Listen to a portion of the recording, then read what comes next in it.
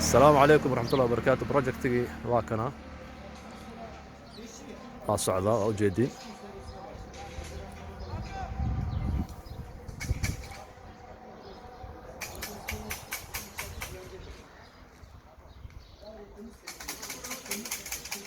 Okay, xaafadana waa tana, dhinacaas waa xadiiqada jirto iyo masaajid. Okay,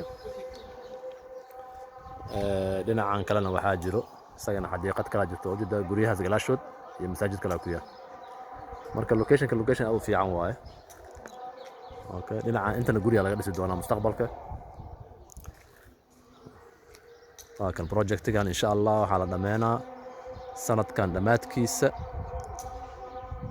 insha Allah. Waa 3+1 saddex qol iyo jiif iyo afar qol iyo jiif.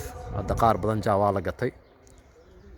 boqolkii nus 50% la dhigaa, inta kalena tartiib loo bixinaa.